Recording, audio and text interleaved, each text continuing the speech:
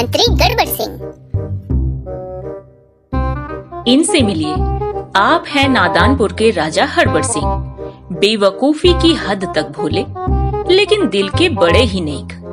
ये आसानी से किसी पर भी भरोसा कर बैठते हैं। इन पर अक्सर मुसीबतों के पहाड़ टूटते रहते हैं, लेकिन ये इतने भाग्यशाली हैं कि हमेशा बाल बाल बच जाते हैं। और ये है राजा हड़बड़ सिंह के विश्वास पात्र मंत्री गड़बड़ सिंह। राजा हड़बड़ सिंह को इन पर इतना भरोसा है कि अगर ये राजा साहब से कुएं में छलांग लगाने को कह दें, तो वे फौरन कुएं में कूद जाएं। और यही तो ये चाहते हैं। जी हाँ, मंत्री गड़बड़ सिंह के जीवन का सिर्फ एक ही उद्देश्य है, किसी भी तरह राजा हड़बड़ सिंह को मारकर नादानपुर का राजा बनना। इसीलिए राजा साहब को मौत के घाट उतारने के नित नए षड्यंत्र रचते रहते हैं। मजे की बात तो यह है कि राजा हड़बड़ सिंह को इन पर कभी शक नहीं होता, बल्कि इनकी स्वामी भक्ति के प्रति उनका प्रेम दिन दूना रात चौगुना बढ़ता ही जाता है।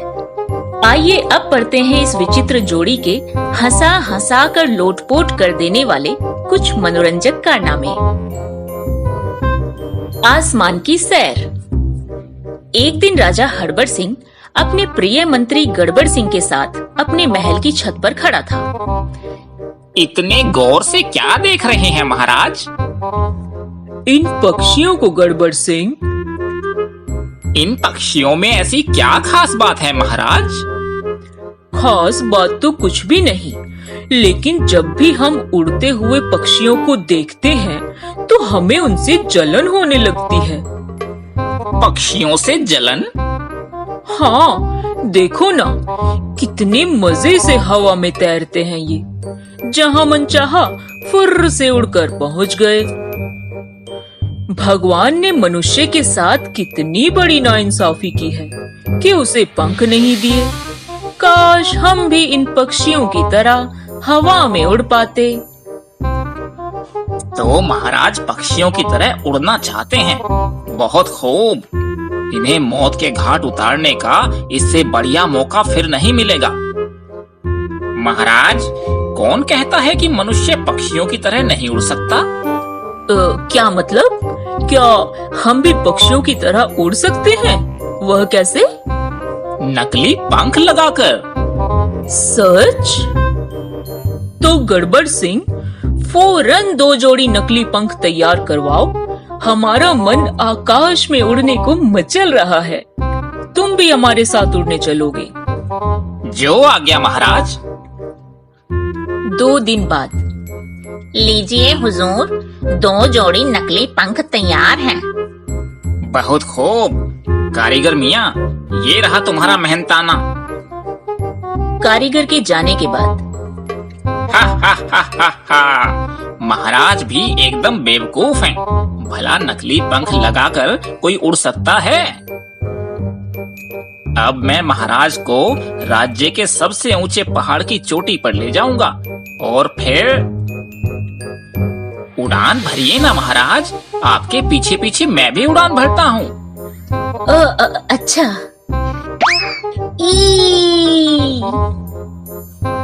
इतनी ऊंचाई से नीचे गिरते ही महाराज का काम तमाम हो जाएगा।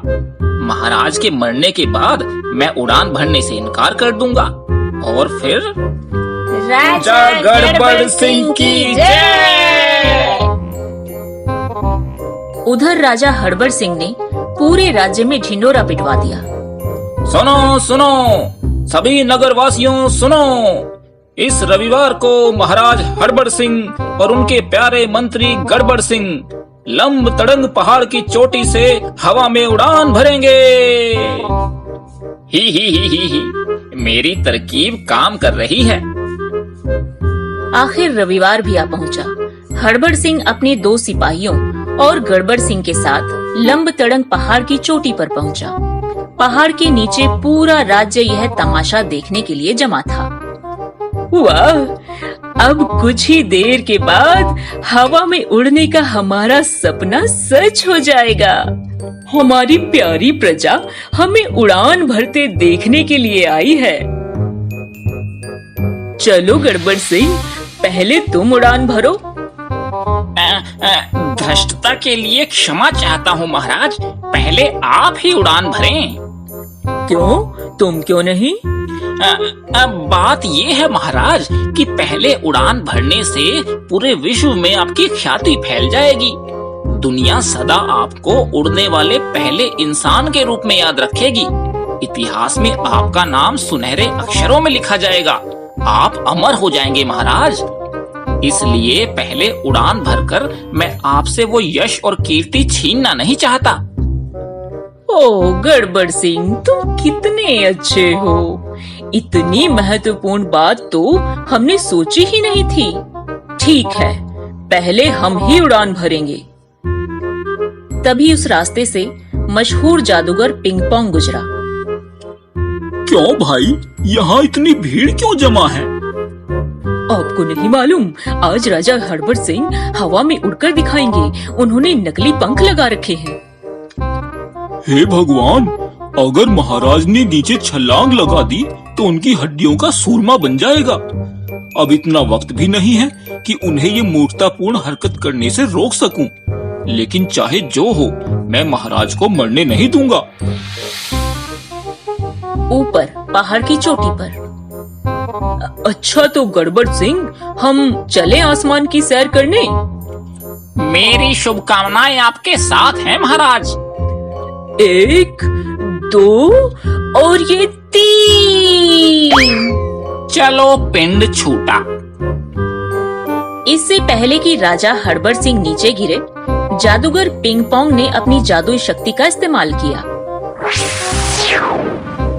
जिससे राजा हड़बड़ सिंह सच में हवा में उड़ने लगा। आहा, मजे आ गए। वाह वाह, हम हवा में उड़ रहे हैं। फिर तो राजा हड़बड़ सिंह ने हवा में कई चक्कर लगाए। सच कितना मजा आ रहा है। कहीं मेरी आंखें धोखा तो नहीं खा रही हैं? जी भरकर उड़ने के बाद राजा हड़बड़ सिंह धीरे धीरे नीचे उतर आया। महाराज की जय। आहा, पहुंच गए हम जमीन पर। हड़बड़ सिंह ने नकली पंख उतार कर रखे ही थे कि महाराज, अगर आज मैं यहाँ ना होता तो आपकी जान चली जाती। कौन हो तुम? मैं मशहूर जादूगर पिंग पोंग हूँ। अभी अभी आप मेरे ही जादू के जोर से उड़ रहे थे। आखिर आपको नकली पंख लगाकर हवा में उड़ने का बेवकूफी भरा सुझाव दिया किसने? क्या आपको मालूम नहीं कि नकली पंख लगाकर कोई नहीं उड़ सकता? खबरदार, जबान को लगाम दो। हमारे प्रिय मंत्री गड़बड़ सिंह के खिलाफ हमारे कान भरने की कोशिश न करो। नकली पंख लगाकर हवा में उड़ने की शानदार तरकीब हमें गड़बड़ सिंह ने ही सुझाई थी और उसकी तरकीब कामयाब भी रही। गड़बड़ सिंह को हिचकते देख पीछे खड़े राजा हड़बड़ सिंह के एक सिपाही ने उसकी मदद की। घबराइए नहीं हुजूर, लीजिए मैं आपको धकेल देता हूँ। नहीं, बचाओ। इस बार पिंग पोंग ने अपने जादू का प्रयोग नहीं किया। हैं? और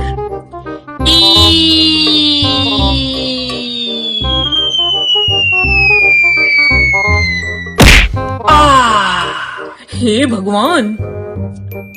आखिर राजा हड़बड़ सिंह को जादूगर पिंग पोंग का लोहा मानना पड़ा। तुम सच कह रहे थे पिंग पोंग, सचमुच हम तुम्हारे जादू से ही उड़ रहे थे। पर क्या तुम अपनी जादुई शक्ति से हमारे वफादार मंत्री को दोबारा ठीक कर सकते हो?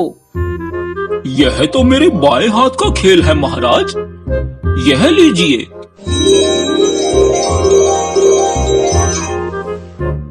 अगले ही पल गड़बड़ सिंह के सारे घाव भर गए और वह अपने कपड़ों की धूल झाड़ता हुआ उठ खड़ा हुआ।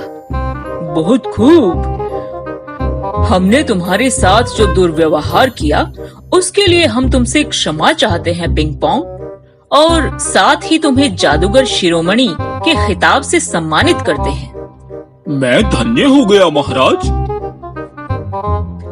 एक बात बताएं गड़बड़ सिंह, नकली पंख लगाकर मनुष्य चिड़िया की तरह कभी नहीं उड़ सकता, लेकिन हाँ, वह जादूगर पिंग पोंग के जादू से जरूर उड़ सकता है।